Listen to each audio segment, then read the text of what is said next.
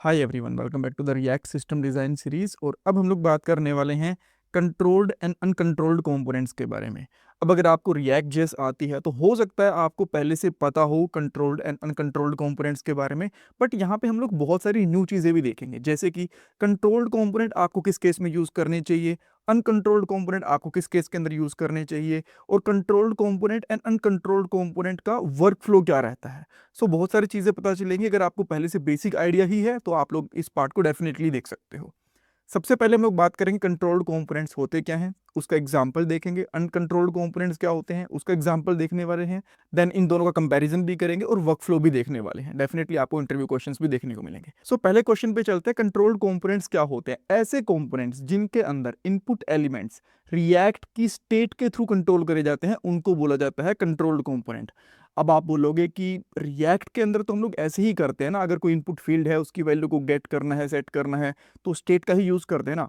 आप लोग चाहो तो रेफ का यूज भी कर सकते हो, डायरेक्टली डोम के थ्रू भी मैनेज कर सकते हो चीजों को, और किसी किसी केस के अंदर हम लोग करते भी हैं। उस चीज को बोला जाता है अनकंट्रोल्ड कंपोनेंट। उसके बारे में एक दो स्लाइड बाद में पढ़ेंगे, बट यहाँ पे एक बार चीजों को समझ लेते हैं, राइट। सो यहाँ पे मैंने आपको बता दिया कि एक कंपोनेंट के अंदर इनपुट फील्ड्स को अगर आप लोग रिएक्ट की स्टेट के थ्रू कंट्रोल करते हो तो उनको बोला जाता है कंट्रोल्ड कंपोनेंट। ये काम कैसे करते हैं?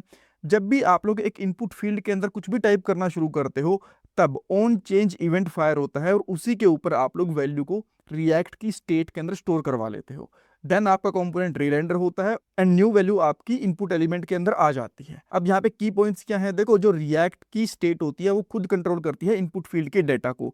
यहाँ पे वैलिडेशन लगाना इजी हो जाता है। उनके बिहेवियर को हम लोग पहले से प्रिडिक्ट कर लेते हैं बिकॉज स्टेट ही कंट्रोल करती है इनपुट फील्ड को। ये लार्ज जो एप्लीकेशन होते हैं उनके लिए काफ़ी सही रहता है।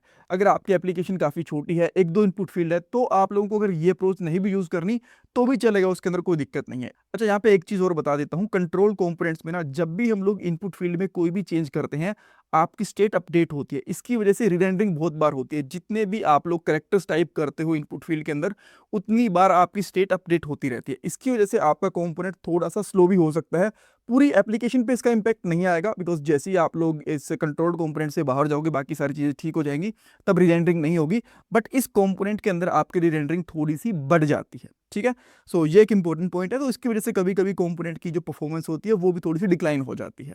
अब बात करते हैं अनकंट्रोल्ड कंपोनेंट की। जब आप लोग एक कंपोनेंट के अंदर इनपुट फील्ड्स को डायरेक्टली डोम के थ्रू मैनेज करते हो, रिएक्ट के थ्रू मैनेज नहीं करते हो, इस चीज को बोला जाता है अनकंट्रोल्ड कंपोनेंट। और ये काम कैसे करता है?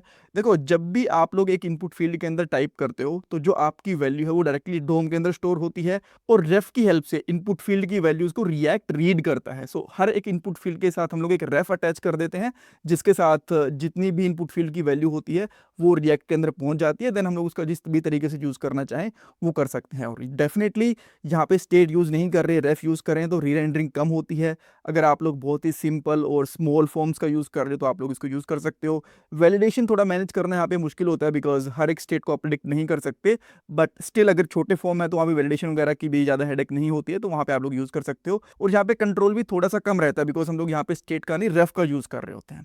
अब मैं आपको एग्जाम्पल भी दिखा देता हूँ। एक मैंने ऑलरेडी कंपोनेंट बना रखा है लॉगिन फॉर्म करके, यहाँ पे आप देख सकते हो। इसके अंदर दो इनपुट फील्ड है, एक ईमेल और एक पासवर्ड, और एक हमारे पास यहाँ पे लॉगिन वाला बटन। तो यहाँ पे काम करते हैं, पहले हम लोग यहाँ पे कंट्रोल्ड कंपोनेंट का एग्जांपल देख लेते हैं, उसके बाद में अनकंट्रोल्ड कंपोनेंट का भी एग्जांपल देख लेंगे। और मैंने इसको इंपोर्ट कर रखा है यहाँ पे ऐप वाले कंपोनेंट के अंदर, और इसी वजह से यहाँ पे इस तरीके से दिख रहा है। थोड़ी बहुत स्टाइल भी मैंने ऐड कर रखी है, उसको आप लोग इग्नोर कर सकते हो।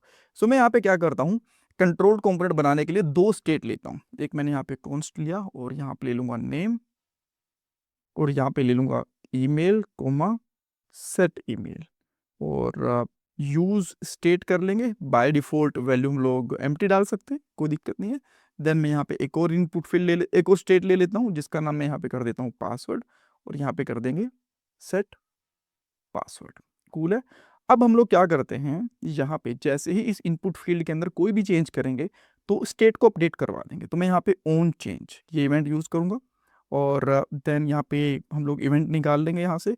और इस इवेंट का कैसे यूज करेंगे, सेट इवेंट, और इसके अंदर डाल देंगे event dot target dot value, ठीक है। और जो आपकी ये वैल्यू रहेगी ना इसकी यहाँ पे, ये भी आपकी बाइंड होनी चाहिए इसी स्टेट के साथ में। ये एक इंपॉर्टेंट चीज होती है, इसको मिस मत करना। एंड देन मैं क्या करता हूँ, इसको कॉपी करके सेम मैं पासवर्ड के लिए भी रख लेता हूँ, यहाँ पे कर दिया और यहाँ पे कर देंगे सेट पासवर्ड। और यहाँ पे जो वैल्यू रहेगी वो किसके थ्रू कंट्रोल होगी, डेफिनेटली पासवर्ड के थ्रू कंट्रोल रहेगी। ठीक है, एक बार चेक करते हैं इसमें कुछ एरर वगैरह तो नहीं है। यहाँ पे आके मैं इसको रिफ्रेश करता हूँ और कोई भी एरर नहीं है। ठीक है, मैं यहाँ पे कुछ टाइप वगैरह करता हूँ, तो ये स्टेट के अंदर वैल्यू जा रही है कि नहीं जा रही है, कैसे चेक करेंगे। तो आप लोग यहाँ पे दो चीज़ें कर सकते हो, एक तो जो बटन है यहाँ पे ऑन क्लिक इवेंट का यूज़ कर सकते हो, और यहाँ पे मान लो एक हैंडल लॉगिन करके आपने फॉर्म बना रखा है, एक फंक्शन बना रखा है बेसिकली, इसका यूज़ करोगे यहाँ पे। तो मैं यहाँ पे क्या करता हूँ, कॉन्स्ट हैंडल लॉगिन, और यहाँ पे एरो फंक्शन यूज़ कर सकते हैं, कोई दिक्कत नहीं है। और इसके अंदर मैं लॉग करवा लेता हूँ ईमेल एंड पासवर्ड। ठीक है, और अब मैं यहाँ पे मैंने कुछ ईमेल डाल दी, जैसे कि anil@test.com, और मैंने कुछ पासवर्ड डाल दिया, और देन मैं यहाँ पे आके लॉगिन पे क्लिक करता हूँ। अच्छा, अभी के लिए क्या प्रॉब्लम है ना कि हमारे पास यहाँ पे फॉर्म भी है, तो इस फॉर्म को आप लोग एक बार के लिए हटा सकते हो। मैं एक तरीका बता रहा हूँ, फॉर्म के साथ भी मैं आपको बताऊंगा, राइट, बिकॉज फॉर्म है तो वो उसको डायरेक्टली सबमिट करने के लिए कोई जगह नहीं मिल रही है, राइट। तो मैं यहाँ पे क्या करता हूँ, anil@sidhu.com, और यहाँ पे डाल देते हैं 1 2 3 4 5, और मैं लॉगिन पे क्लिक करता हूँ। तो आप यहाँ पे देख सकते हो इन्फॉर्मेशन के अंदर ये चीज़ें आ चुकी हैं। कुछ चेंज करता हूँ, जैसे मैंने .in कर दिया, और देन मैं यहाँ पे लॉगिन करता हूँ, तो मुझे ये चीज़ मिल गई यहाँ पे। ठीक है, तो इस तरीके से हम लोग फॉर्म की वैल्यूज़ को स्टेट के थ्रू कंट्रोल करते हैं, एक चीज़ हो गई। बट सबसे सही तरीका क्या रहता है कि आप लोग ठीक है स्टेट का यूज़ कर सकते हो, बट स्टिल आपको फॉर्म का भी यूज़ करना चाहिए, वो सिक्योरिटी के लिए बेटर रहता है। बट जैसे हम लोग यहाँ पे फॉर्म यूज़ करते हैं तो ये सबमिट होकर कहीं और चला जाता है, बिकॉज सबमिट होने के बाद में फॉर्म तो कहीं जाते हैं, इसको रोकना भी पड़ेगा। तो इसके लिए क्या कर सकते हो, यहाँ पे ऑन क्लिक इस तरीके से रखने की जरूरत नहीं है, इसको आप यहाँ से हटा दो, और यहाँ से आप लोग क्या करोगे, ऑन सबमिट ये वाला इवेंट यूज करोगे।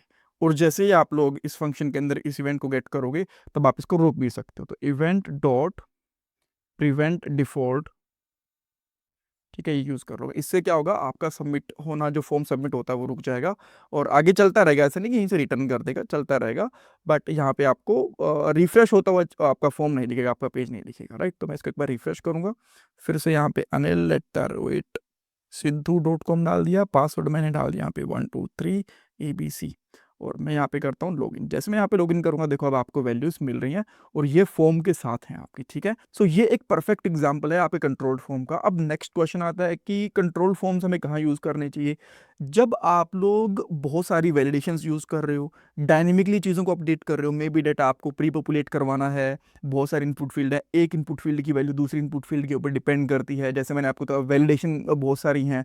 तो ऐसे केसेस के अंदर जहाँ पे आपका फॉर्म काफ़ी वर्सेटाइल है, आपको डेफिनेटली कंट्रोल्ड कंपोनेंट का यूज़ करना चाहिए। और इसके अंदर एक नुकसान भी होता है, जैसे मैंने आपको बताया कि री-रेंडरिंग बहुत बार होती है। अगर मैं यहाँ पे जस्ट एक लॉग लगा दूँ ना, ये किसी हर एक फंक्शन से बाहर है, बस एक लॉग लगा रहा हूँ मैं, और यहाँ पे कर देता हूँ चेक रेंडर। अब इस केस के अंदर देखो कि जब भी मैं कुछ भी टाइप करता हूँ, इसको एक बार रिफ्रेश कर दूंगा, और यहाँ पे टाइप करता हूँ, देखो अनिल, हर बार यहाँ पे चीज़ें, आपका जो कंपोनेंट है ये री रेंडर हो रहा है। तो ये थोड़ी सी परफॉर्मेंस को स्लो कर सकता है, बट बेटर कंट्रोल देता है, बेटर ग्रिप देता है आपको इनपुट फील्ड्स के ऊपर। सो अब हम लोग एक क्विक एग्जांपल देख लेंगे अनकंट्रोल्ड कंपोनेंट का भी। तो मैं क्या करता हूँ, इसको ना कॉपी करके यहाँ पे रख लेता हूँ, और ताकि ये कोड भी आपको मिल जाए, बिकॉज जितना भी कोड हम लोग करते हैं वेबसाइट के ऊपर अपलोड करते हैं, तो इसको मैं कमेंट आउट भी कर लेता हूँ। ठीक है, ये मैंने कमेंट आउट कर लिया, और जो ऊपर वाला कोड है इसके अंदर कुछ मॉडिफिकेशन करूंगा ताकि हमारा टाइम सेव हो जाए, और देन हम लोग यहाँ पे अनकंट्रोल्ड कंपोनेंट इसकी हेल्प से बना लेंगे। यहाँ पे हमें स्टेट डेफिनेटली नहीं चाहिए, और मैं एक ही यहाँ पे इनपुट फील्ड लूंगा ताकि हमारा काम थोड़ा जल्दी हो जाए। ठीक है, ताकि कम से कम हमें टाइम लगाना पड़े। और यहाँ पे रिफ्रेश करूंगा, तो अच्छा ठीक है, बाकी चीज़ें भी मैं हटाता हूँ यहाँ से। और ये फंक्शन है, ये फंक्शन आप रख सकते हो, और इसकी भी जरूरत पड़ेगी। देन यहाँ पे कंसोल हटा सकते हो, इसकी हमें ज़रूरत नहीं है। देन ऑन सबमिट, ठीक है, जो वैल्यू है आपकी ये हटा दो, और जो ये इवेंट है आपका ये भी आप हटा सकते हो। ठीक है, अब आपको यहाँ पे एक इनपुट फील्ड और एक लॉगिन वाला बटन दिख रहा है, आप लोग चाहो तो दूसरा भी यूज़ कर सकते थे, बट क्विक हो जाएगा इससे हमारा काम। ठीक है, सो अब मैं यहाँ पे क्या करूँगा, एक रेफ लूंगा, और इसका नाम रखता हूँ यहाँ पे ईमेल रेफ, बिकॉज इस फील्ड का नाम है ईमेल रेफ। और यहाँ पे क्या करूँगा, यूज रेफ, ये ऊपर से इंपोर्ट हो गया। देन इसकी जो बाय डिफॉल्ट वैल्यू है मैं नल रख लेता हूँ, इसके में जरूरत नहीं है। तो अब मैं इस इनपुट फील्ड के साथ में अटैच कर दूंगा यहाँ पे रेफ, और ये रेफ हम लोग इसके साथ में अटैच कर देंगे। अब इसका रेफरेंस आ गया, जो भी इसके अंदर चेंज होगा, जो भी चीज़ें होंगी वो हमें यहाँ पे मिल जाएंगी, ठीक है। और अब आपको सिंपली क्या करना है, यहाँ पे console.log करना है और यहाँ पे लिखोगे ईमेल रेफ, बस सारी सारी चीज़ें इसमें मिल जाएंगी। कैसे, अभी आपको पता चलेगा। और यहाँ पे री रेंडरिंग भी कम, ये पहले आपने देखा था कि हर एक बार जैसे हम लोग कुछ भी टाइप करते थे तो आपकी री रेंडरिंग होती थी। रिफ्रेश करते हैं, अच्छा email ref is not defined, but email ref तो डिफाइंड है ना। अच्छा, कुछ कॉन्स्ट वगैरह नहीं लगा, मैं कॉन्स्ट लगा देता हूँ एक, अब बेटर काम कर रहा है, ठीक है। और मैंने इसके अंदर डाल दिया लेट्स से अगेन anil@sidhu.com, ठीक है। लॉगिन पे क्लिक करता हूँ और अच्छा यहाँ पे देखो आपके पास पूरी करंट वैल्यू आ गई है, करंट इनपुट फील्ड आ गया। तो मैं यहाँ पे क्या करता हूँ, अब जस्ट मैं स्टेप बाय स्टेप दिखा रहा हूँ, अदरवाइज मैं डायरेक्टली भी कर सकता हूँ यहाँ पे ईमेल रेफ डॉट करंट डॉट वैल्यू, उसके अंदर भी आ जाएगा, बट मैं आपको स्टेप बाय स्टेप करके दिखाऊंगा। अब जैसे आप यहाँ पे बेसिकली करंट यूज़ कर लोगे तो आपको इनपुट फील्ड मिल जाएगी, एंड देन इसके बाद में आप यहाँ पे यूज़ कर सकते हो डॉट वैल्यू, तब आपको इसकी वैल्यू मिल जाएगी। अब मैं यहाँ पे क्लिक करूँ, देखो इसकी वैल्यू मिल चुकी है, ठीक है। और आपका जो कॉम्पोनेंट है बार बार री रेंडर भी नहीं हो रहा, यहाँ पे आप देख सकते हो anilsidhu@s.com, ठीक है। और जैसे क्लिक करेंगे तभी आपका कंपोनेंट यहाँ पे तब भी रेंडर नहीं होता बेसिकली, बस यहाँ से आपकी वैल्यू मिलती है, ठीक है। सो जब आपके पास स्मॉल फॉर्म्स होते हैं, वैलिडेशन बहुत ही मिनिमल लगानी होती है या फिर नहीं लगानी होती है, और चेंजेस वगैरह भी ज़्यादा नहीं करने होते, और आपको बार बार रेंडर नहीं करवाना कंपोनेंट को, तो डेफिनेटली आप लोग अनकंट्रोल्ड कंपोनेंट का यूज़ कर सकते हो। सो आई होप यहाँ पे आपको डेफिनेटली चीज़ें जानने को मिली। और इंटरव्यू क्वेश्चन यही बनते हैं यहाँ पे कि कंट्रोल्ड कंपोनेंट क्या होते हैं, अनकंट्रोल्ड कंपोनेंट क्या होते हैं, कंट्रोल कंपोनेंट का यूज़ कब करना चाहिए, जैसे मैं आपको पहले बता चुका था, जब आपको इनपुट फील्ड को ट्रैक करना होता है प्रॉपरली तब आप लोग कंट्रोल कंपोनेंट का यूज़ करते हो। फॉर्म वैलिडेशन में डायनामिक यूआई है, कंडीशनल रेंडरिंग कर रहे हो, रियल टाइम हैंडलिंग चाहिए लार्ज एप्लीकेशन के लिए। अनकंट्रोल्ड कंपोनेंट क्या होता है, जब आपको रिएक्ट के थ्रू ट्रैक करने की जरूरत नहीं होती, सिंपल फॉर्म है, क्विक प्रोटोटाइप्स बना रहे हो। क्विक प्रोटोटाइप का मतलब है कि जस्ट एक डमी से एप्लीकेशन बना के देख रहे हो, परफॉर्मेंस सेंसिटिव इनपुट फील्ड्स बनाने हैं, इनपुट फाइल का यूज़ करना है, उसके इसके अंदर भी डेफिनेटली यूज़ कर सकते हो, ठीक है। सो ये यहाँ पे इंटरव्यू क्वेश्चन बनते हैं। अगर आपको कोड चाहिए thecodingskills.com पे जाओ, एंड इसके अंदर जाके आपको कोर्सेज पे जाना है। सो सारे कोर्सेज के नोट्स कोड वगैरह सब कुछ यहाँ पे मिल जाएगा, और इसका लिंक आपको डिस्क्रिप्शन बॉक्स पे मिल जाएगा। और अगर आप लोग मेरे से टॉपमेट पे कनेक्ट करना चाहते हो तो डेफिनेटली कनेक्ट कर सकते हो। अगर आपको मॉक इंटरव्यूज़ देने हैं, चाहे वो नोड के हों, जावास्क्रिप्ट के हों, रिएक्ट के हों, आपको कंसल्टेशन करनी है जॉब के रिगार्डिंग, करियर के रिगार्डिंग, रिज्यूमे को रिव्यू करवाना है, यूट्यूब चैनल कैसे शुरू करना है, और अगर आपको कोर्स भी करना है, बेसिकली यहाँ पे मेरा मेंटरशिप ट्रेनिंग प्रोग्राम भी है, तो डेफिनेटली आप लोग मेरे से कनेक्ट कर सकते हो। Thank you so much for watching this part guys. आजकल एक अच्छी जॉब मिलना बहुत मुश्किल हो चुका है। एक जॉब के लिए 10,000 से भी ज़्यादा कैंडिडेट्स अप्लाई करते हैं। बट अगर आप भी जॉब सर्च कर रहे हो तो उसके लिए मैं आपको एक सॉल्यूशन दे सकता हूँ। शार्पनर टेक आपके लिए एक जॉब रेडी ट्रेनिंग प्रोग्राम लेके आया है। इसके अंदर आपको बेसिक से लेकर एडवांस तक ट्रेनिंग मिलेगी, प्रोजेक्ट्स करने को मिलेंगे, मॉक इंटरव्यूज, रिज्यूमे में हेल्प, बहुत कुछ मिलेगा। और उसके बाद आपका कंपनीज में इंटरव्यूज भी करवाया जाएगा। और सबसे सही चीज़ ये है कि आपको पेमेंट जॉब लगने के बाद करनी है, और अगर आपकी जॉब कहीं और से लगती है तो आपको पेमेंट करने की जरूरत भी नहीं है। सो डिस्क्रिप्शन बॉक्स में मैंने लिंक प्रोवाइड करवा दिया है, वहाँ पे आपको नाम और आपका नंबर ऐड करना है, देन हमारी तरफ से आपको कॉल आएगा और बाकी डिटेल्स आप वहाँ पे पूछ सकते हो। So check out the description box.